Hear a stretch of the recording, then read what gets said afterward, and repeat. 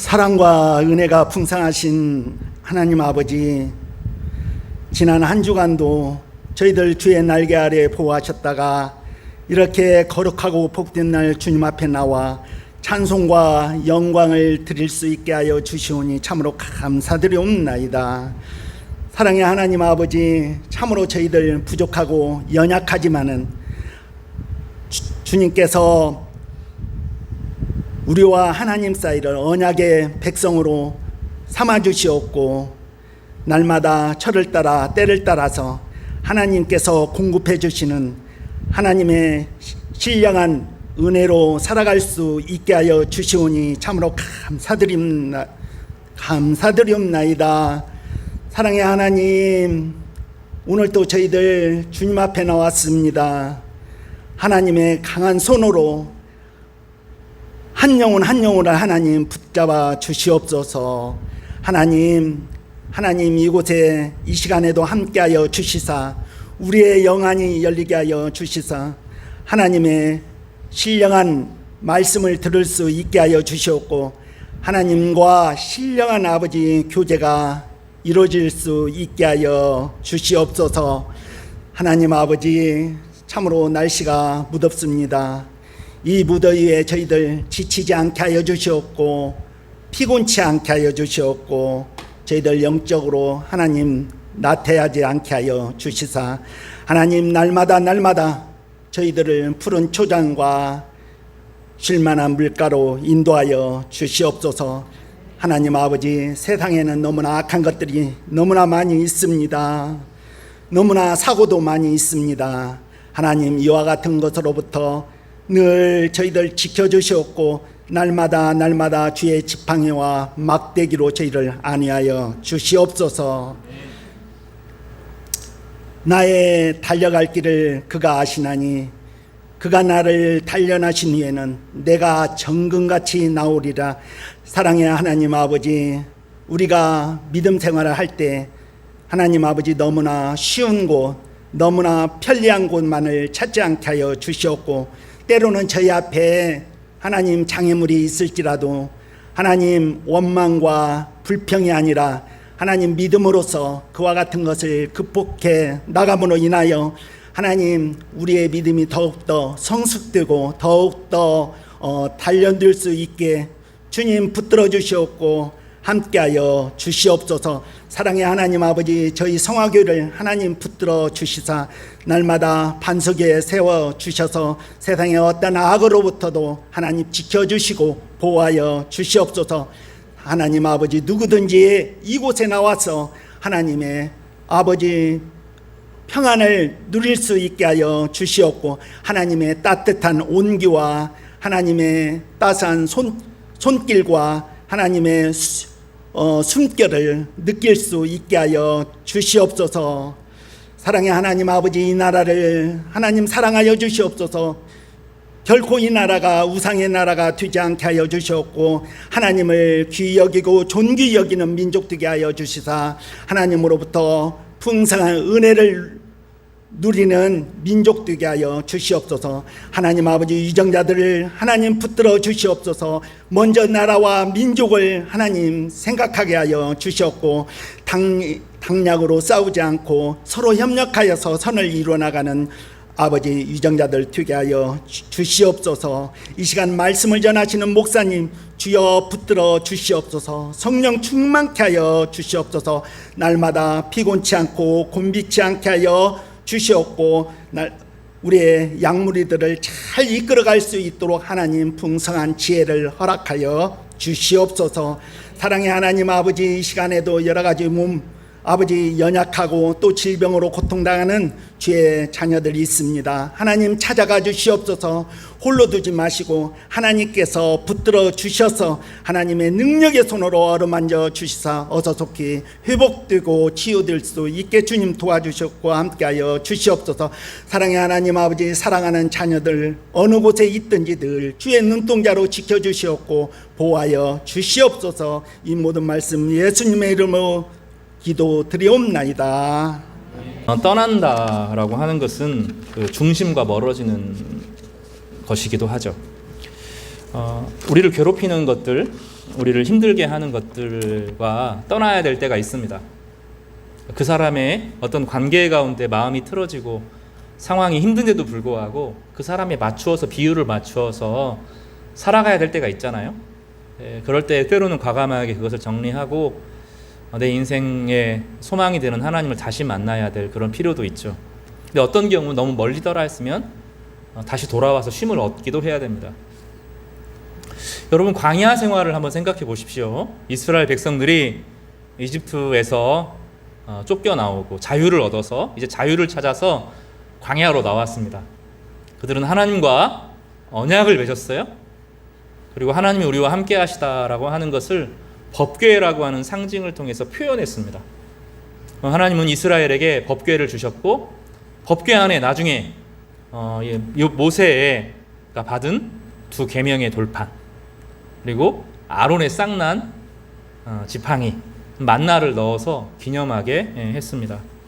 그런데 생각을 해보십시오. 이스라엘 백성들이 광야 생활을 끝나고 가나안 땅에 정착했을 때 이스라엘의 중심에 법궤가 있지 않고 실로라고 하는 외딴 곳에 버려져 있었습니다.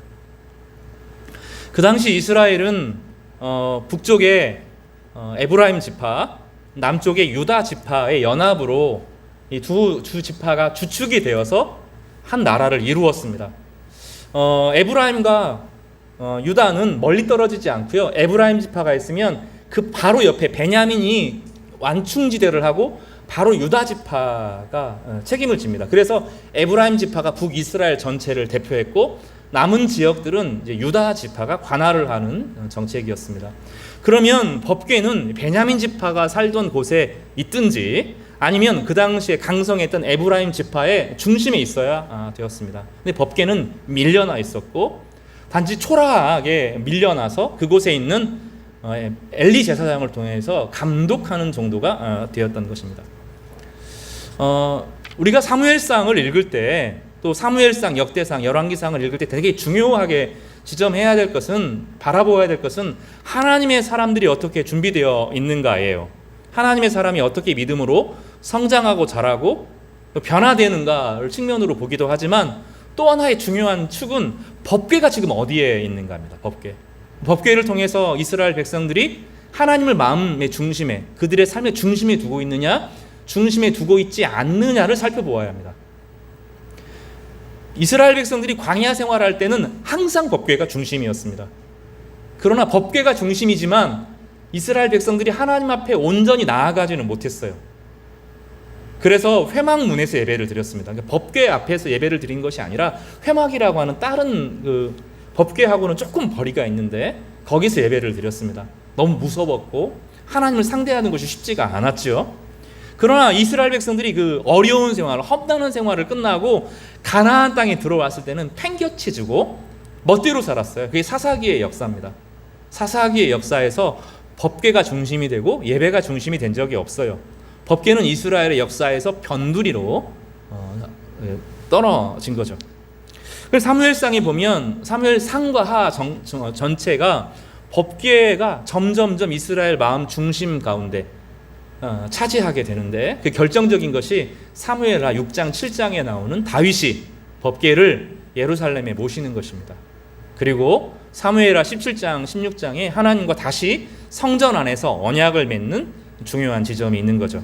그래서 사무엘상을 다시 한번 읽어보세요. 다시 한번 읽어보면서 법궤가 얼마나 중요하고, 그러면 법궤가 우리 가운데 의미하는 것이 무엇인지를 살펴보면서 우리 신앙이 다시 새로워질 수 있는 그런 계기가 될 수 있을 것 같습니다. 사무엘상은 특별히 은혜를 따라 사는 것이 무엇인지를 사람들과 비교하게 하면서 성도들에게 가르쳐 줍니다. 은혜가 임하지 않은 것이 아니라 은혜가 부어지는데, 어떤 사람은 그 은혜를 간직해서 아름다운 열매를 맺는 사람이 있는가 하면, 어떤 사람은 은혜가 부어지는데 은혜를 이용해서 악한 독초를 만들어내는 거예요. 은혜가 있는데 그 은혜를 받아 누리는 사람이 있고, 은혜를 악용해서 멋대로 살아가는 사람들을 비교하는 방식으로 구분됩니다. 은혜를 받는다고 해서 모두가 좋은 열매를 맺는 것은 아닙니다. 하나님의 은혜가 주어지지 않는 것이 아니라 하나님의 은혜를 주시는데 어떤 사람은 그 은혜를 합당하게 받아서 자신의 인생을 복되게 하는가 하면, 어떤 사람은 은혜가 주어지는데 그 은혜를 거부하거나 은혜를 향한 문을 닫아버리거나 혹은 그 은혜를 받았으면서도 불구하고 그 은혜를 헛되이 사용하는 사람들이 나타납니다. 엘리 가문이 먼저 소개가 되어 있는데 엘리 가문은 거룩한 하나님의 제사장으로 부름을 받았어요. 그 아들들도 제사장이었습니다. 전쟁이 났을 때 홈리와 비느하스는 영광스러운 법궤가 금으로 도금이 되어 있었기 때문에 금박으로 되어 있는 곳에서 가장 아름답고 화려한 옷을 입고 이 제사장 옷이 정말로 화려했습니다. 여러분 옷은 아무것도 아니에요. 뭐 디오르 이런 거 아무것도 아닙니다. 그 당시에 가장 비싼 제목으로 금실, 은실, 청실 색으로 만들고 옷에 막 보석이 번쩍번쩍 거리는 그런 옷을 입고 법궤를 호송했습니다.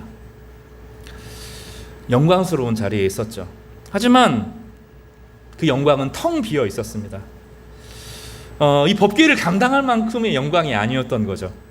그래서 가짜 영광이 드러나게 되어서 하나님의 영광 앞에 타버린 겁니다. 그래서 그들은 홈리와 비느하스는 블레셋에 의해서 죽임을 당하죠. 복숭아를 샀어요. 최근에 여름이냐 복숭아니까 복숭아를 샀는데 예쁘게 포장되어 있고 뭐 엄청나게 좋은 겁니다. 당도가 몇이고 어디서 했고 막 포장이 되어 있습니다.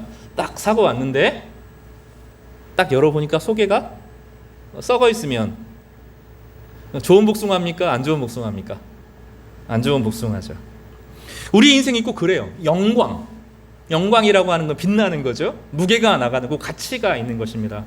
그런데 대부분 그 포장지를 까보면 속은 썩어 문드러져 있는 경우들이 너무나 많아요. 지금 우리가 다 여기 있죠. 영혼이 병들면 결국은 드러나요. 영혼이라고 하는 것은 하나님과 우리가 만나는 기관을 영혼이라고 부르는데 보이지 않지만 우리 몸 전체 안에 어딘가에 영혼이 들어있든지 우리 몸 전체가 영혼의 역할을 할지도 모릅니다. 영혼이 병들어 있으면 삶에 반드시 드러나요. 속에 썩어져 있으면 이건 속일 수가 없고 어떻든 간에 죄의 우상 숭배가 있든지 중독이 되어 있든지 관계가 깨어지든지 뭔가 문제가 드러나게 됩니다. 근데 우리는 그 문제를 해결하려고 하는데 문제의 해결의 문제가 아니라 포장지를 고치는 게 아니라 그 내면을 고쳐야 되는 거죠. 이게 드러난 겁니다. 그런가 하면 자식이 없었던 한나의 이야기가 드러나죠. 자식이 없던 한나 구박당하고 외로워하고 슬퍼하고 하소연을 하는 이 한나 가운데 겉은 자격이 없지만 속에서는 영혼이 살아있어서 하나님을 찾고 하나님을 구하고 하나님을 만나는 사람의 이야기가 사무엘상에 처음에 소개가 되었습니다. 나중에 드러나잖아요.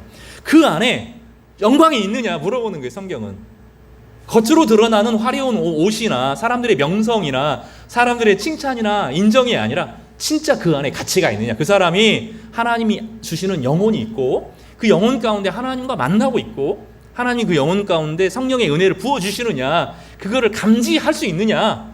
그래서 우리 영혼 가운데 마음이 회복되어지고 지성과 감성과 의지가 회복되어져서 아름다운 인생을 살아갈 수 있는 준비가 되어 있느냐 물어보는 거예요. 계속 그렇게 그 구조로 이어집니다. 지금 중간에 들어가면 한나의 아들과 엘리의 아들이 비교됩니다. 그렇죠? 사무엘상을 읽어 그 후에는 어떤 일이 벌어집니까? 사울이 등장하고 다윗이 등장하면서 누구에게 하나님의 영광이 있느냐, 그 영혼에 빛이 있는 사람이 누구냐를 성경은 우리 가운데 가르쳐주죠. 그리고 그 전체 여정 가운데 법궤를 유심히 보아야 됩니다. 우리 다음 주에 이제 한나의 아들 사무엘의 기도가 본격적으로 드러나는데 그 지점에 있어서 4장, 5장, 6장에 있는 이 법궤의 문제를 살펴보면서 은혜가 무엇인지를 다시 회복하는 그런 시간이 되기를 바랍니다. 오늘 이야기는 법궤가 돌아온 이야기예요. 4장, 5장, 6장에서 법궤를 빼앗겨서 법궤가 블레셋에 머물다가 이제 돌아온 이야기를 합니다. 이스라엘 백성은 법궤를 빼앗겼어요. 처음에 블레셋은 전쟁에서 이기고 법궤를 빼앗은 것을 자기 신의 승리로 여겼습니다. 그래서 그들은 그들의 신 다곤 앞에 법궤를 두었습니다. 다곤 신상이 어떻게 생겼냐 생각하면 제우스 신상을 생각하면 됩니다. 왜냐하면 아테네 사람들, 그리스 사람들의 해적이 팔레스타인이기 때문에 그들은 기본적으로 제우스와 같은 신앙을 경험했고 제우스 신상과 같은 것을 그들의 신전에 둔 거죠. 그래 신전 앞에서 제우스가 이렇게 이제 법궤를 내려다보고 있는 겁니다. 내 전리품이야 이렇게 내려다보는 거죠. 그리고 이렇게 꼬라보는 방식으로 이렇게 내려다보게 법궤를 배치한 거예요. 다음 날 블레셋 사람들이 가보니까 어떤 일이 벌어졌습니까? 법궤는 조그만한데 그 앞에 이렇게 절하고 있는 거죠. 신이 제우스가 다곤 신상에 절하고 있는 거예요. 지진이 일어나서 잠깐 넘어졌나 보다 생각이 들어서 다시 다곤 신상을 세워놓고 다시 내려다보면서 법궤를 내려다보는 위치에 이렇게 만들어 놓은 겁니다.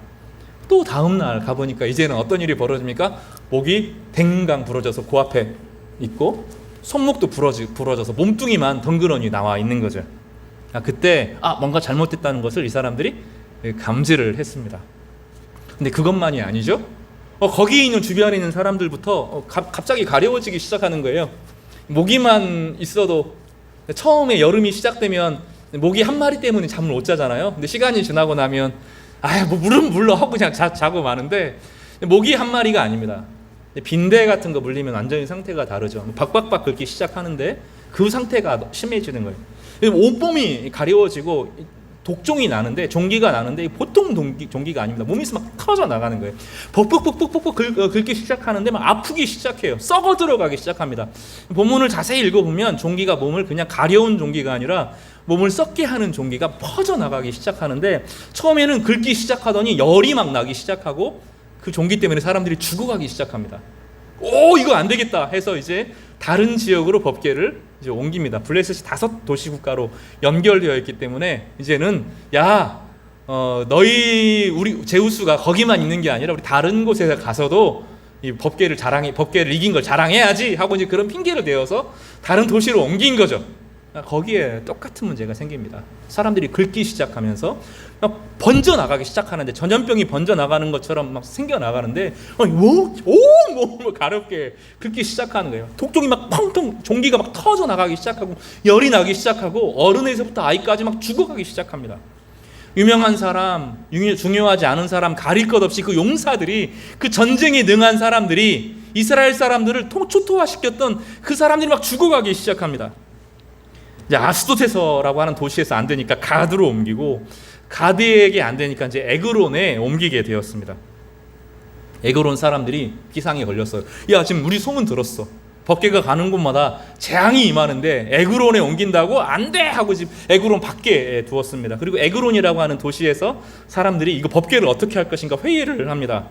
그런데 이 법궤의 재앙을 피할 수가 없습니다. 에그론에서까지 막 재앙이 임하는데 막 가렵기 시작하고 종기가 막 터지기 시작하고 사람들이 비명을 지르기 시작하고 열이 나기 시작하고 사람들이 막 죽어가기 시작하는 거예요. 사무엘상 5장 11절은 블레셋의 온 성읍이 사망의 환란을 당했다고 말합니다. 처음에는 이 도시들 법궤가 움직이는 도시들만 그랬는데 이제 온 블레셋 전체가 이 종기 재앙으로 악한 종기에 의해서 엄청난 재앙을 겪고 사람들이 죽어가기 시작합니다. 여기 엄중하다라는 단어가 여기서 기록되어 있는데 이 엄중하다라는 단어도 무겁다라는 뜻이에요. 그러니까 사무엘상 1장에서는 진짜 무엇이 무거운가를 계속 물어봐요. 영광이 무엇인가를 계속 물어봅니다. 진짜 무거운 것이 무엇이냐, 진짜 가벼운 것이 무엇이냐, 진짜 인생에 가치 있는 것이 무엇이냐라고 계속 물어봐요. 그러니까 하나님의 영광을 함부로 여기니 그들에게 어떤 일이 벌어져요? 영광을 함부로 여기니 그들에게 심판이 중하게 나타나게 되는 거죠. 이게 얼마나 심했는지 이들의 부르짖음이 하늘에 사무쳤다고 이야기하고 있어요. 너무 힘든 거예요 이게. 죽겠다 하고 소리를 막 지르기 시작하는데 이 소리가 하늘에 사무쳤다라고까지 한이 일어나가지고 이 법궤를 하나 잘못해서 우리나라 망하게 생겼다, 우리 자녀 죽게 생겼다, 우리 남편 죽겠다, 우리 부모 죽겠다 하고 소리를 지르면 이 함성이 블레셋 전 지역에 임하게 된 겁니다. 결국 블레셋 사람들은 법궤를 소 2마리가 끄는 수레에 실어서 이스라엘 사는 사람들이 있는 벳세메스로 돌려보냅니다. 법궤가 돌아온 것을 보고 이스라엘 사람들은 기뻐했습니다. 그런데 벳세메스라고 하는 지역이 금으로 되어 있거든요. 법궤가. 그리고 나서 그 안에 금으로 칠해 있는데 나무로 만들고 금으로 칠해 있는데 너무 반짝반짝 거리잖아요. 이 법궤가 블레셋 사람들을 초토화시켰다니까 얼마나 신기해요. 그러니까 그거를 열어본 겁니다. 본문에 보면 70명이 죽었다 이렇게 되어 있고 가로로 보면 5만 70명이 죽었다 이게 5만이 붙어 있죠. 성경은 원본이 다 사라졌어요. 성경은 원본이라는 게 없습니다. 원본을 복사한 베껴 쓴 글밖에 없는데 대부분 다 70명이라고 기록되어 있고 어떤 사람들은 5만 70명이라고 이제 옮겨 쓰기도 한 거죠. 몇 명이 죽었는지 사실은 알 수가 없어요. 이 베세메스가 그렇게 큰 마을은 아니기 때문에 한 70명 정도가 죽었던 것입니다. 문제는 무엇이냐면 이 법궤가 홈리와 비나스를 지켜줬어요? 못 지켜줬어요? 못 지켜줬어요. 이스라엘이 블레셋과 싸움을 하는데 지켜줬어요? 못 지켜줬어요? 못 지켜줬어요. 법궤가 가는 곳마다 어떤 일이 벌어졌어요? 재앙이 임했어요. 법궤를 들여본 사람이 어떻게 됐어요? 다 죽었어요. 자, 그러면 생각을 해보아야 됩니다. 법궤는 재앙의 상징입니까? 희망의 상징입니까? 법궤가 도대체 무엇입니까? 우상은 깨트려져서 법궤 앞에 조아리고 법궤가 간 곳마다 악성 종기로 사람들의 몸이 썩었습니다. 그렇다면 법궤는 이제 이스라엘과 블레셋 사람들 사이에서 재앙의 상징이 되었습니다. 지난주의 이야기를 우리 다시 할 수밖에 없는데 법궤는 언제부터 생겼습니까? 이스라엘 백성들이 400년 전에 벌써 400년의 시간이 흘렀고 가나안 땅에 들어오기 전에 이집트에서 자유를 얻고 모세와 동행했습니다. 모세는 지팡이를 하나 들고 있었어요. 그리고 그 지팡이와 함께 하나님의 상징인 지팡이를 들고 이스라엘을 광야로 이끌어내었습니다. 그런데 모세는 시내산에서 이스라엘 백성들과 하나님과 언약을 맺죠. 그런데 그 언약에 있어서 너 하나님 백성 안 하면 죽을 거야 명령하지 않고 너 언약 백성 될 거야 하고 물어본 거죠. 이스라엘 백성들은 하나님의 백성으로 사는 것이 너무 좋았어요. 그래서 거룩한 제사장으로 살기로 다짐했습니다.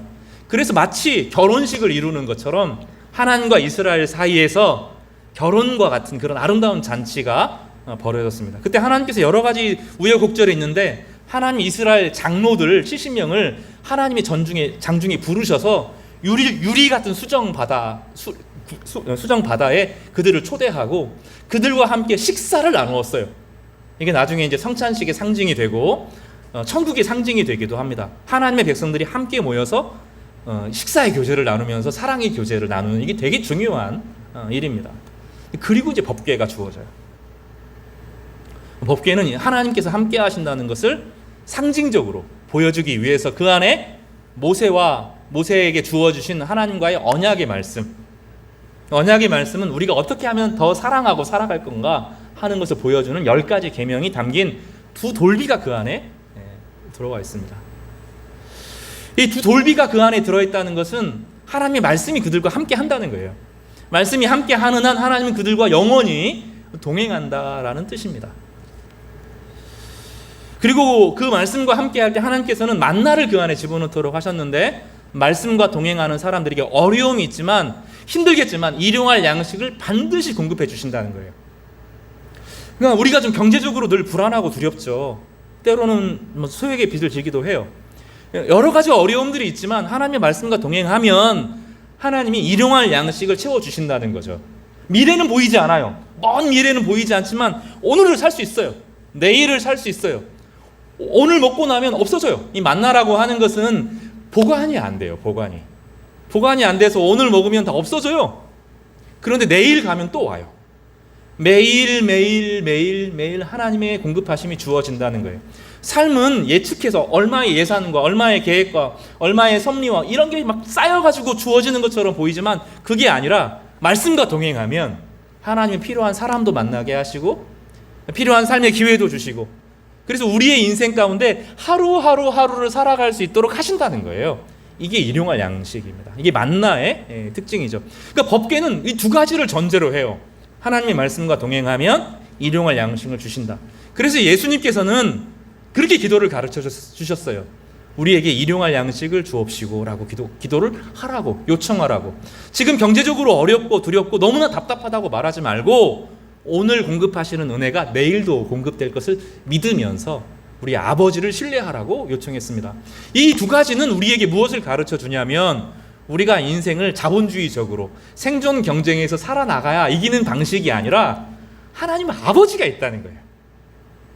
하늘이 있고 땅이 있고 그 가운데 하늘과 땅은 닫혀 있는 공간이 아니고 하나님의 은혜가 늘 흘러들어서 우리에게 공급하시는 하나님의 은혜가 있다는 것을 가르쳐 주는 것이 법계의 기본적인 방식이고 하나님 백성의 은혜입니다.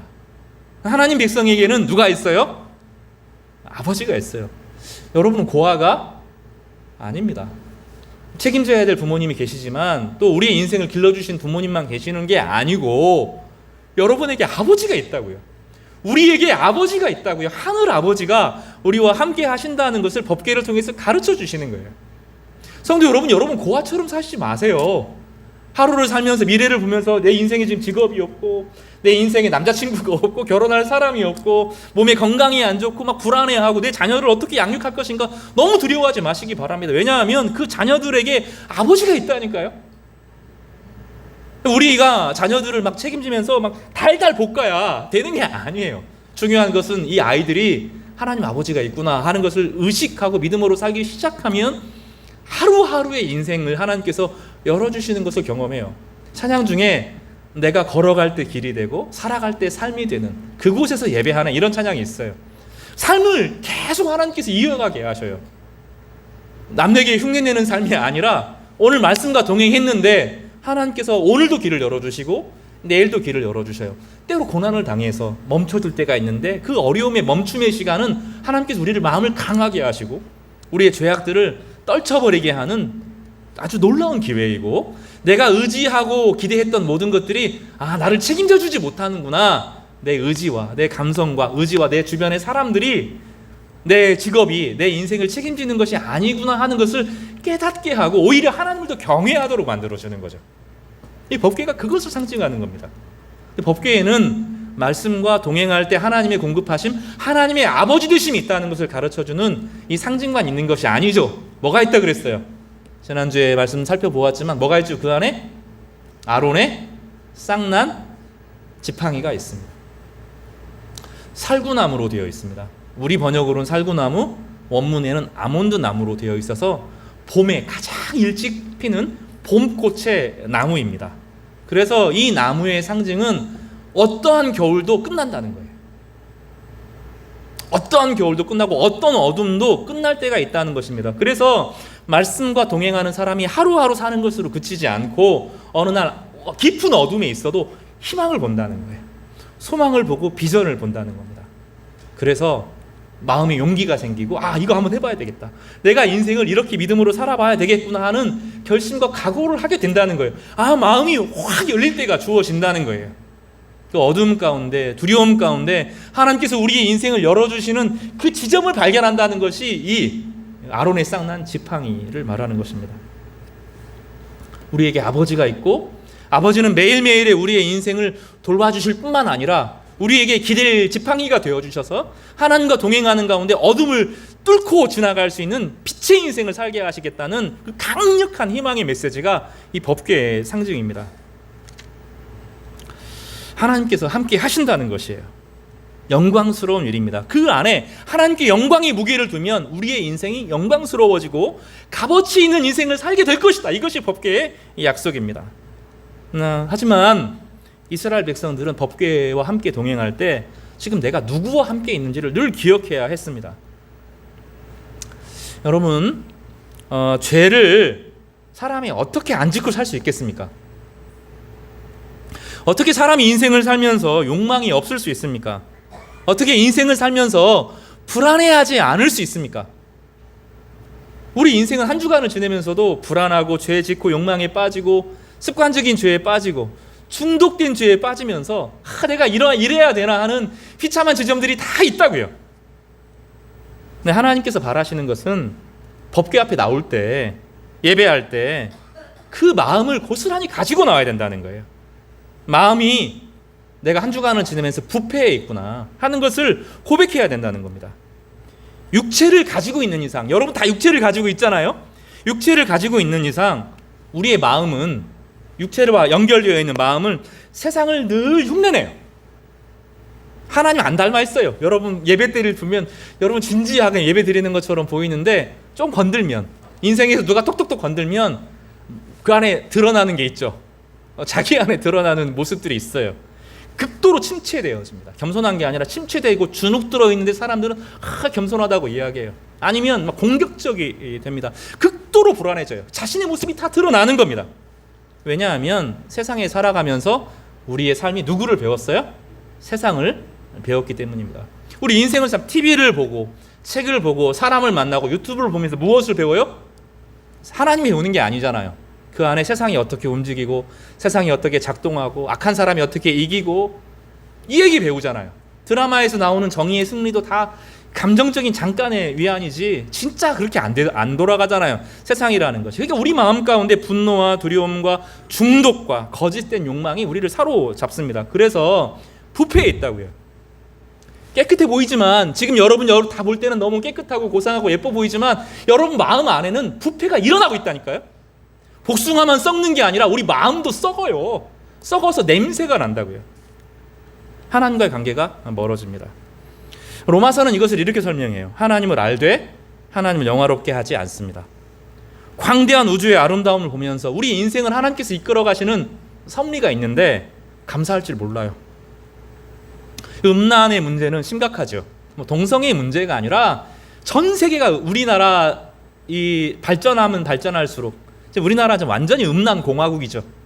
모든 게 다 섹시하다. 이것이 완전히 막 이런 정서로 꽉 차 있어요. 성적으로 타락해 있습니다. 많은 사람들이 성적인 타락 때문에 괴로워하고 어려움을 겪습니다. 마음에 하나님 두기를 싫어합니다.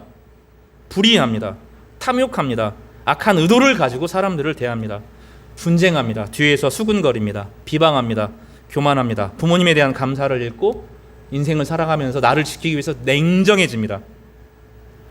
우리 안에 그런 마음이 고스란히 있어요. 세상에 산다고 하는 것은 똥물에 들어가면 살면서 나는 깨끗해. 그럴 수 없다는 거죠. 세상에 살면서 우리도 그 안에서 똑같다는 거예요. 아닌 것 같아요? 똑같다는 거예요. 우리 육체와 함께 우리 마음이 부패하고 있다는 것입니다. 그렇다면 주님 앞에 나올 때 상한 마음, 아픈 마음, 죄송한 마음, 부끄러운 마음 가지고 오는 것이 당연해요. 그런데 우리는 그렇게 마음을 잘 들여다보지 않습니다. 마음을 들여다볼 시간이 없어요. 지금 내일 시험 봐야 되고 내일 남자친구 만나야 되고 내일 면접 봐야 되고 또 내 지금 인생에 가만히 있으면 내가 10년, 20년, 30년 후에 인생을 어떻게 살까 고민되고 내 자녀들 생각하면 마음이 막 부하가 터져 나오고 우리 마음을 살펴볼 시간이 없어요. 염려, 근심, 걱정, 욕망, 비교 여기에 사로잡혀서 내 마음을 살펴볼 기회가 없습니다. 그래서 그동안에 나는 깨끗하고 거룩하고 사람들하고 좋게 잘 지내고 있으니까 내 마음이 아무것도 아닌 것처럼 보이는데 그 안에 뭐가 일어나고 있는지 몰라요. 우리 마음 가운데 어떤 변화가 일어나는지를 감지를 못해요. 예배를 드릴 때 상한 마음으로 오지를 않아요. 비통한 마음으로 예배에 오지 않습니다. 말씀을 읽으면 그것이 보이거든요. 여러분 그런 경험 있으세요? 이제 열심히 하루 동안에 열심히 지내고 집에 돌아와서 거울을 봤는데 뭐가 하나 묻어 있어요. 웃었는데 점심에 김이 하나가 이렇게 딱 붙어 있었는데 사람들이 너 김 붙었어 이 얘기를 참아 못하는 거예요. 괜히 부끄러울까 봐. 그래서 하루 종일 김가루 끼고 하루 종일 웃고 돌아다닌 거죠. 거울 보니까 막 부끄럽죠. 내가 이러고 다녔다니. 여러분 상태가 그렇다니까요. 하나님 말씀을 살펴보고 말씀이 거울이라서 말씀을 비춰보면 얼마나 하나님이 사랑이 많은 분인지, 내 안에 얼마나 사랑이 가득해야 되는지, 얼마나 정의로워야 되는지, 얼마나 선해야 되는지, 얼마나 용기 있어야 되는지 이게 비춰 보이는데 보지 않으니까 주눅 들고 비교하고 욕망대로 살아가면서 잘 살았다고 생각하고 산다고요. 근데 교회 오는 게 하나도 안 불편해요. 예배는 거기서부터 시작하거든요. 말씀 앞에서, 하나님 앞에서 얼마나 내가 문제가 있는지를 절실하게 깨닫습니다. 성경에서 이 상한 마음, 지난주에 살펴보았던 다윗이 시편 52편에 상한 마음이라고 말하는데 그걸 가지고 하나님 앞에 주께서 받으시는 것은 상한 마음밖에 없다라고 하는데 그 상한 마음은 깨어진 마음 그런 뜻이에요. 원어에 보면 깨어졌다라는 말입니다. 이것은 거짓되었다라는 말이에요. 성경에서 거짓되다라고 하는 것은 속인다라는 의미가 아니라 마음이 나눠져 있다. 이게 거짓된 것입니다. 내가 나를 속여요. 그렇다면 주님 앞에 나올 때는 그 깨어진 마음을 가지고 부여잡고 나오는 거예요. 내 마음이 상했고, 내 마음이 아프고, 내 마음이 허전하고, 내 마음이 더럽혀졌고, 내 마음이 거룩하지 못하고, 내 마음에 하나님을 사랑함이 없고, 내 마음에 이웃을 향한 미움이 있다는 것을 그대로 고백하는 것입니다. 그러면 하나님께서 우리를 다시 정결하게 하시고 우리 삶의 필요를 공급하시고 불안하고 두려운 상황 가운데서 새로운 소망을 주시는 거예요. 그러니까 법궤 위에 번제단이 있어요. 이 번제단이 있는데 제단은 이것을 시운 좌라고 부릅니다. 그것을 이제 이 법궤를 둘러싸고 있는 것을 왕의 의자라고 생각을 하거든요. 거기에서 피를 뿌려서 제사장이 예배를 드려요. 그러니까 법궤는 하나님의 다스림만 말하는 것이 아니라 제사와 다스림이 같이 연결되어 있는 구조예요. 그래서 법궤는 하나님의 말씀과 동행하는 그 말씀 앞에서 내가 얼마나 깨어져 있는지를 살펴봄과 동시에 그 깨어진 마음을 그 법궤 앞에 나눠 제사로 마음을 드리는 것입니다. 제사장이 할 일이 바로 그거예요. 근데 그렇게 그들은 하지 않았던 것이죠. 그러면 하나님께 우리가 이 깨어지고 상하고 거짓된 부패한 마음을 올려드리면, 제사를 통해 핏부림의 제사를 드리면 하나님께서는 다시 새로운 소망을 부어주시는데 마음을 정결하게 하셔요. 우리 인생이 예전에도 제가 말씀드렸던 것처럼 많은 사람들이 삶의 결핍을 느껴요. 사람과 만날 때, 지금 미래가 안 열릴 때, 관계가 틀어질 때 인생의 결핍을 느끼잖아요.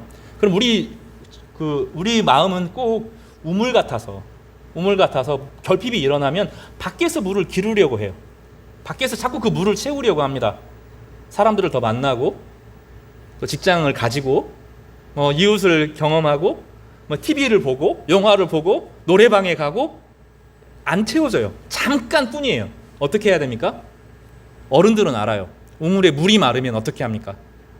우물로 내려가죠. 내려가서 싹 긁어내요. 바닥에 있는 걸 싹 긁어냅니다. 그럼 한 방울 물이 차올라요. 물이 차오르기 시작해서 정수에까지 이릅니다.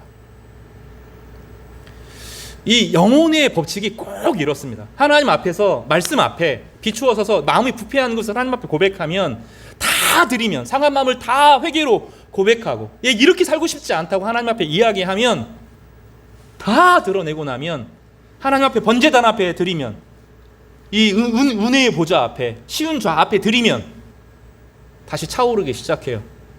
외로웠던 마음이 혼자 있는데 외롭지가 않아요. 마음의 평강이 차오릅니다. 비로소 미래가 보이고 관계 가운데 여유가 생기죠.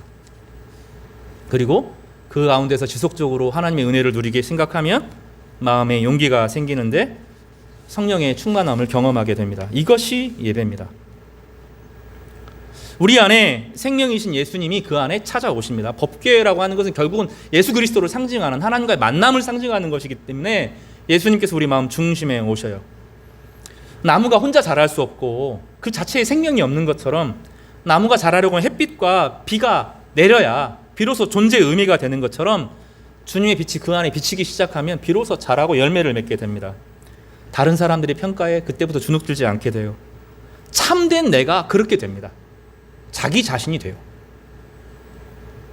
주님이 우리 안에 계셔야 다른 사람들의 평가에 흔들리지 않는 참된 아름다움을 회복하게 됩니다. 당당해져요. 겸손한데 당당해요. 이 두 가지가 같이 있어요. 저는 그 사람들 되게 좀 불편한데, 주눅 들어 있는 것을 겸손으로 착각하는 것, 남들 앞에 잘 보이기 위해서 고개를 숙이는 것은 아주 질색입니다. 기독교인은 그런 사람이 아니에요. 진짜 당당해요. 하나님께서 우리를 사랑하시는 하나님의 아들이기 때문에 당당하기 때문에 겸손합니다. 다른 사람을 받아줄 줄 알죠. 여유가 있어요. 이런 사람들, 참된 예배를 통해서 회복된 사람들의 여러 이야기들이 성경이 가득해요. 골리앗 앞에 선 다윗, 그 당당함이 이 하나님과 동행하는 사람, 참된 예배 가운데 나오는 사람의 모습이에요. 요셉처럼 흉년 앞에서 지혜를 발휘해서 이방 나라를 구하고 형제들을 이끌어내는 사람이 바로 이런 사람입니다. 윌리엄 윌버포스처럼 불굴의 의지를 가지고 노예제도 폐지 법안을 일생 동안에 영국의 의회를 설득하기 위해서 매년 법안을 만들어서 상정하는 불굴의 의지를 가진 윌리엄 윌버포스 같이 되는 거예요. 링컨처럼 백악관을 기도 소서로 만들고 억압에 빠진 사람들을 위해서 일어난 사람이 되는 거죠. 성도들이 그렇게 살아가는 거죠. 법궤 안에, 법궤를 통해서 하나님께서 우리 가운데 가르쳐 주시는 것은 바로 그런 거예요. 말씀과 동행하는 가운데 우리의 처절한 부패함을 하나님 앞에 고백하면 우리 마음 가운데 다시 은혜가 차오른다는 겁니다. 차올라요. 용기가 생기고 당당해지고 삶의 기회를 하나님께서 매일매일 일상의 공급을 허락하여 주시고 소망을 봐요. 아론의 쌍난 지팡이처럼 빛을 봐요. 남들은 안 된다고 말하는데 저기 길이 있다는 것을 깨달아요. 그리고 가요. 그 사람이 가는 게 길이 돼요. 놀라운 그 사람이 살아가는 삶이 돼요. 사람들이 그 사람과 함께 동행하는 가운데 위로와 소망을 얻게 되는 거죠. 하나님은 사람에게 휘둘리지 않습니다. 계속 사무엘상에서 그거 가르쳐줘요. 사람의 많고 적음이 하나님의 역사를 이루는 결정적인 것이 아님을 가르쳐줘요. 깨지고 상한 마음을 가지고 하나님 앞에 나올 한 사람을 찾으시는 것입니다. 성리한 모습을 하나님 앞에 드리는 게 아니에요. 하나님, 세상에서 성공이 있는데 이게 하나님께 영광을 돌립니다. 그거 갖고 영광이 안 된다고요. 하나님 뭐라고 말씀하셔요? 땅도 내 것이요 하늘도 내 것이고 세상의 모든 것이 내 것인데 성공 가지고 나한테 영광이 되는 게 아니라는 거예요. 상한 마음, 깨진 마음, 부끄러운 마음, 실패한 마음을 가지고 하나님 앞에 솔직하게 나아오는 거죠. 이스라엘이 이걸 안 한 거예요. 이걸 앞에 법궤가 있고 화려한 옷을 입고 사람들을 모으고 함성을 지른다고 하나님이 거기 계신 게 아니고 깨어진 마음을 가진 한 사람이 거기에 없었기 때문에 법궤가 역할을 못하는 거죠. 홈리와 비느하스에게, 엘리에게 무엇이 없었습니까? 상한 마음, 깨어진 마음이 없었습니다. 하나님 앞에 정직하게 드리는 삶의 예배가 없었습니다. 사람 앞에 나오는 것이 아니라 하나님 앞에 나와야 되는데 사람만 의식했습니다. 내 자신의 죄, 하나님 없이 살았던 삶, 강팍함에 대한 고백, 마음의 여유가 없음에 대한 고백, 하나님의 섭리를 감사로 고백하는 고백, 이웃에 대한 사랑이 없음을 통렬하게 고백하는 신앙이 없었던 것입니다. 그래서 이 법궤에 대한 이야기는 우리에게 끊임없이 물어봅니다. 우리 마음 가운데 법궤가 있느냐? 내 마음 중심에 하나님의 법궤가 있느냐? 성도들은 불편한 사람이거든요. 자기 자신이 늘 불편해요. 믿음대로 살지 못한 자기 자신 때문에 늘 아프고 늘 우울해 있어요. 성도들은 기본적으로 우울증 걸린 사람들이에요. 이게 기본입니다. 성도들 가운데 항상 기쁜 게 아니에요. 기뻐하는지만 항상 한쪽에는 뭐가 있어요? 하나님의 뜻대로 살지 못하는 불편함을 항상 가지고 있어요. 그게 항상 문제가 됩니다. 그리고 그게 없으면 안 돼요. 그것이 그 긴장 가운데 하나님이 우리를 새롭게 하시는 은혜 가운데 늘 회복의 은혜가 같이 존재하는 거죠. 이 두 긴장이 팽팽하게 우리 안에 있는 거죠. 그래서 회개를 통해서 하나님을 새롭게 만나는, 은혜를 통해서 하나님과 새로워지는, 이것을 통해서 늘 새로워요. 우울하지만 새롭게 하시는 하나님의 은혜가 나타나게 되는 것입니다. 법궤는 실로에 방치되어 있었습니다. 그 후로 전쟁터의 에벤에셀에 전쟁의 도구로 이용되었습니다. 사람들은 늘 그거 하려고 하죠. 그리고 법궤는 블레셋의 여러 곳을 떠돌았습니다. 이제 블레셋과 이스라엘의 경계 벳세메스에 머물러 있습니다. 그 후에 법궤는 누구도 손대지 않았고 20년간 방치됩니다. 여러분, 우리 안에 예수 그리스도가 방치되어 있지 않습니까? 이 법궤를 인격화시키면 예수 그리스도가 되는데 예수님이 우리 안에 중심에 계십니까? 멀리 방치되어 있습니까? 우리 삶에 예수님이 가깝습니까? 예수님의 호흡이 우리 안에 들려 있습니까? 아니면 그거 호흡 없이 내 욕망을 따라 인생을 살아갑니까? 20년, 오늘 7장 2절에 보면 볼까요? 괴가 기럇 여아림에 들어온 날부터 20년 동안 오래 있었다. 방치되어 있었다는 거예요. 이스라엘 온 족속이 여호와를 사모했다라고 되어 있는데 번역이 이건 오독이죠. 사모했다가 원문이 아니고요. 슬퍼했다가 원문입니다. 이스라엘이 20년간 슬퍼했다. 슬픔의 이유를 몰라요. 안 돼요, 일이. 마음이 늘 외롭고, 마음이 늘 불편하고, 마음이 늘 힘들고, 분쟁이 있고 갈등이 있고 어려운 생활이 계속되는 것이 자그마치 20년이었다라고 말합니다. 그리고 나서 이제 다음 주에 살펴볼 사무엘의 기도가 등장하는 거예요. 많은 사람들이 예수님을 믿는다고 말해요. 가치를 이야기합니다. 세상의 악을 이겨야 되고 맞서 싸워야 된다고 말합니다. 그런 정작 자기 자신은 보지 못합니다. 대우 명분에 사로잡혀서 살 때가 많아요. 저도 마찬가지입니다. 제 안에 부패한 것들이 많아요. 요즘에 미안해요. 지구에게 미안해요. 하루에 나오는 쓰레기 양들을 생각해보면 왜 이렇게 버릴 게 많은지, 음식물 쓰레기는 왜 이렇게 많은지, 또 뭐 하나 쿠팡으로 뭐 시키고 뭐 하나 시키면 뭐 이렇게 산더미 같이 쌓여 있는지, 일주일간 지나 보면 우리 이 쓰레기들을 이 지구가 어떻게 감당하나 이런 마음이 들거든요. 이 외적으로만 그런 것이 아니라 우리 마음에 쓰레기가 넘친다니까요. 그 사람들은 그걸 쌓아놓고 살아요. 여러분 그런 거 보셨어요? 어떤 할머니 집에 냄새가 계속 나는 거죠. 그래서 이제 환경하는 그 국가에서 그거 제어를 하거든요. 방문을 해보니까 집이 꽉 쓰레기로 차 있어요. 못 버리는 거죠. 다 주워 모아가지고 그렇게 모아놓은 것들 있잖아요. 근데 우리와 다를 게 뭐가 있습니까? 우리 여러분 마음이 정말로 정결하고 청결하고 하나님의 은혜가 있어요?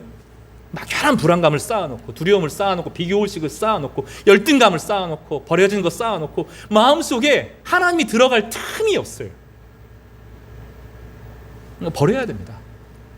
버려야 돼요. 비워야 됩니다.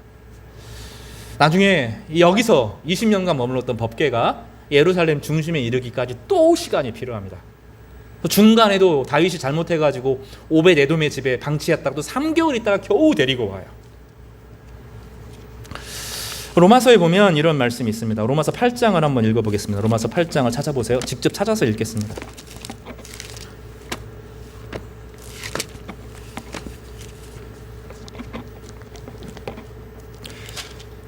로마서 8장 9절입니다. 9절. 이 말씀 읽고 말씀 마치겠습니다. 시작. 만일 너희 속에 하나님의 영이 거하시면 너희가 육신에 있지 아니하고 영에 있나니 누구든지 그리스도의 영이 없으면 그리스도의 사람이 아니라. 10절입니다. 또 그리스도께서 너희 안에 계시면 몸은 죄로 말미암아 죽은 것이나 영은 의로 말미암아 살리라. 예수를 죽은 자 가운데서 살리신 이의 영이 너희 가운데 거하시면 그리스도 예수를 죽은 자 가운데서 살리신 이가 너희 안에 거하시는 그의 영으로 말미암아 너희 죽을 몸도 살리시리라. 법궤가 이스라엘 백성에게 오는 기간 몇십 년이 걸렸던 것처럼 그리스도인이 되고 하나님의 명목상 그리스도인으로 사는 것이 아니라 빨리 우리 마음 가운데 모시기를 바랍니다. 감정적인 것만이 아니라 말씀의 다스림과 통치를 경험하면 하나님의 그 말씀과 동행하는 모든 성도들에게 일용할 양식을 분명히 공급해 주실 것입니다. 그리고 남들은 보지 못하는 소망에 거하는 소망의 사람이 될 겁니다. 오늘 이 말씀이 우리에게 위로와 소망과 새로움이 되기를 주님의 이름으로 축복합니다.